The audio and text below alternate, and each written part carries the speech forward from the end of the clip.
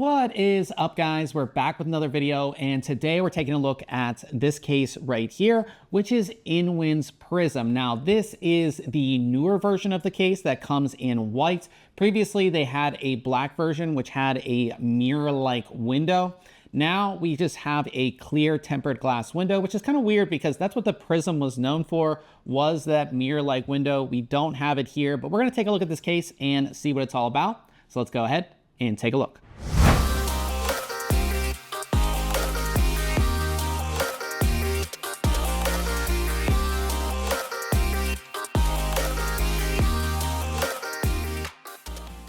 Now, as we take a first look at the case here, you can see it is quite a large case. I would say it's on the larger size for a mid-tower. I'll go ahead and put the official dimensions like I always do right here up on the screen. And then as far as weight goes, this is going to weigh around 22 pounds without any hardware installed. Starting at the front of the case, we have an angular design, which really sets this case apart from others. There is an InWin logo right in the center of the case. Now, this front part of the case is mostly made of mesh to allow for proper airflow into the case. There is a removable filter that pulls out from the front of the case, and this is going to extend the entire length of the case. Now, if you do want to remove the front panel of the case, don't make this mistake. So when I first did this, I didn't have a pillow there.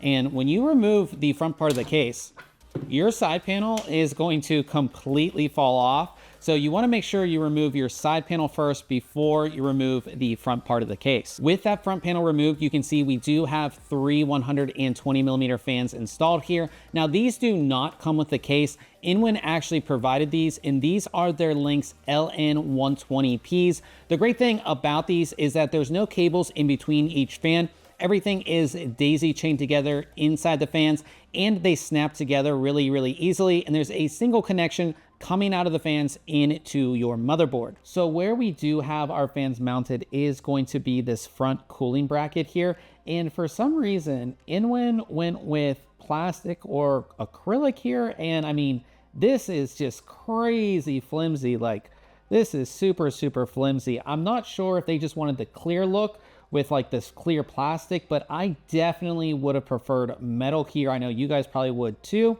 And this front part, or this front cooling bracket, will support three 120 or 140mm fans, as well as radiators up to 360mm. I would be very cautious to install a radiator in the front of this case. Now, the interesting thing about this front cooling mount is that it does require special screws, which you can see here. Now, this isn't necessarily made apparent when you're doing your build. There's no big warning or anything like that. Even in the user's guide, which you don't get a physical user's guide, it's just a QR code. Even in that user's guide, there's no like warning saying, hey, don't use normal fan screws, because I actually used normal fan screws that came with these fans, and they threaded right through here, and I didn't know until I actually had to go into the user's guide and see that these were the included screws, and these are the only ones that you can use. But again, it's not very apparent, and there's only 8 included with the case. So if for some reason you would lose one, you're kind of out of luck when it comes to, getting fans installed here. As we move to the top of the case here, it is going to be completely ventilated at the top. We do have this removable magnetic filter, as you can see, and then we do have a cooling mount up top here. This is going to support three 120mm fans or two 140mm fans, or radiators up to 360mm. And as you can see, we do have a 360mm radiator installed. On the far right of the top of the case, you'll find a large power button, two USB 3.2 Gen 1 Type A ports, one USB 3.2 Gen 2x2 Type C port, a combination headphone and microphone jack, and an LED control button. There's also a nice handle here at the back, which makes it pretty easy to go ahead, and lift up your system. The main side panel of the case is going to be a tempered glass panel. Now, as I mentioned, this is different from the black version of the case, which had that mirror-like finish. This panel does allow you to completely show off your system though. The opposite side panel is just a normal steel panel, but it does have ventilation for our side mount cooling. The back of the case is pretty standard with your motherboard mounts, a fan mount that supports a 120mm fan, and we do have a 120mm RGB fan pre-installed. And of course, your power supply mount is going to be at the bottom. You will notice screws around the expansion slots. That's because you could rotate this section for vertical graphics card installation. You will, however, have to provide your own riser cable. Removing the main side panel is really easy. So there's an indent right here on the back of the case, and you sort of just put some pressure there and the panel will unlock. Now, when it does, it's not going to stick here. So you make sure you have your other hand available to fully remove it here from the case. Putting it back in, there's just some grooves at the bottom. You just line those up and push the panel back on and it will lock into place. With the main side panel removed, we can get a good look at our build here. Now, as far as motherboard support goes, this case will support mini ITX, micro ATX, and ATX motherboards with full support for back connect motherboards as well. As far as graphics cards go, you can support long graphics cards up to 435 millimeters, as well as CPU coolers up to 175 millimeters. Towards the front of the case, we find our 3 included 120 millimeter ARGB fans. These are of course pre-installed in the side mounts, and this side mount will support up to 3 120 millimeter fans. So with these 3 fans, as well as the rear exhaust fan, we have a total of 4 included fans with this case. The case does make use of a power supply cover, which extends about 80% of the length of the case. This cover has multiple cable routing holes in it, as well as an RGB element, which we'll get into in just a little bit. Removing the opposite side panel here is very much the same as the main panel. So all you have to do, again, there's a groove here.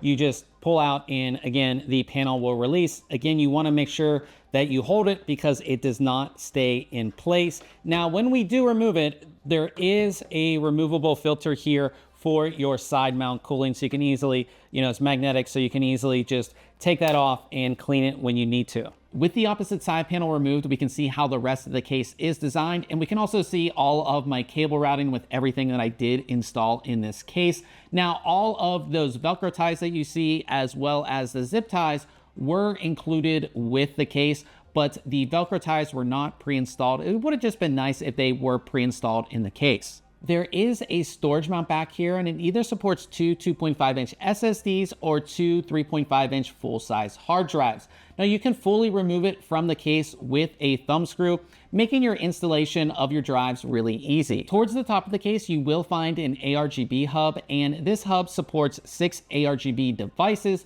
All of the fans and the RGB strips that do come pre-installed in the case were already pre-wired to this. And then this gets wired to the button on the top of the case. Now, if you want to control the RGB elements within the case with your motherboard software, there is a wire, a 3-pin that you can connect to an ARGB header on your motherboard. Finally, we of course have our power supply mount on the bottom of the case. In this case, we'll support full-size power supplies up to 238 millimeters. To show you the different lighting effects on the case, I've gone ahead and turned off all the lights here in the studio. Now, by default, you do get those 4 ARGB fans. You get the RGB strip in the top of the case. And of course, you get the strip here around the power supply cover. All of those are, of course, pre-wired to the ARGB controller that we can control with the button on the top of the case. Now, I've added 3 fans in the front and 3 fans in the top on our AIO. So this is completely loaded out, and I was easily able to connect all those to the controller as well. So by default, you have solid colors that you can easily cycle through here. So really easy to go ahead and just cycle through, the different RGB colors there.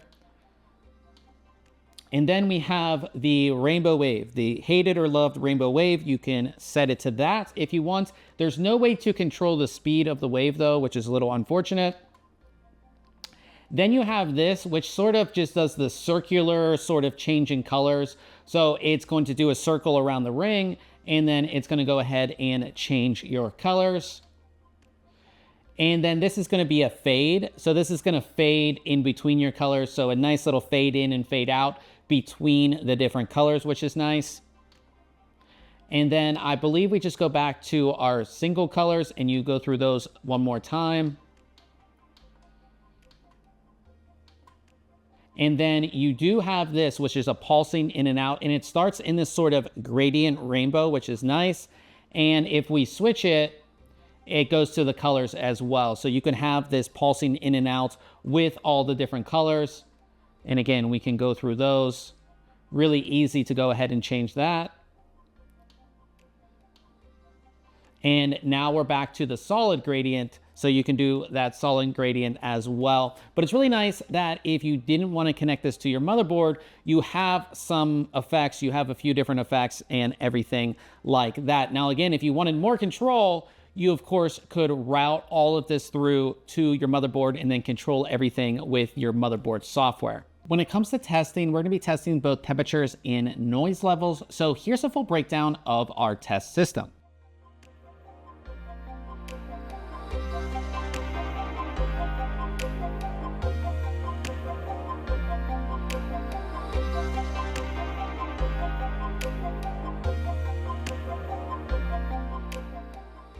Now, as we come to the end here, I have to say that I was really excited to do a build on this case when I got it in, but after doing that build, there are a few things that I wish InWin would have done differently, and maybe they can change in the future on newer cases. Now, I do like this case though. I think it's a really unique looking case with the sort of angular design, this massive window that's going to show up everything in your system.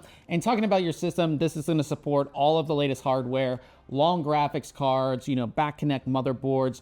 You have room for 360 millimeter radiator in the front as well as in the top, and we did install one in the top in our build here. There is only room for 2 hard drives. I wish, just based on the size of this case, it would have been nice to have a little bit more room for hard drives. And I really just did not like that front cooling mount. It's made of plastic, it's flimsy. And when it comes to installation, that was one of the biggest things that I ran into with this case as well, is that that front cooling mount requires special screws. And being a normal builder, typically I don't look at the directions. I don't think a lot of people do if you've built systems before. I was just using the screws that came with the fans that InWin did provide us as extras with this case. And those threaded right through that cooling section. So I was like, what's going on? And then I found out after reading the instruction guide, which does not come as a physical instruction guide, you actually have to scan a QR code and go through it, that there are special screws that you need to use for the front cooling mount. And there's no warning about that. Like typically if it's something's different than your normal PC install, like there's usually a warning on the case like, hey, you have to use these special screws. There's really no warning of that at all in the instruction guide. And again, that instruction guide, you have to scan with a QR code. It's just not a great experience. I'm not a big fan of that. And there's only 8 screws included. So if you would happen to lose one, you are completely screwed. You can't use normal fan screws with this. So not the biggest fan of that. And then also on the back side of the case, it would have been really, really nice if they did pre-mount the Velcro straps like in every other case that I reviewed recently. If they do have Velcro straps, they're always pre-installed on the back of the case. That would have made things a little bit better. But overall, like I do like this case as far as what it is.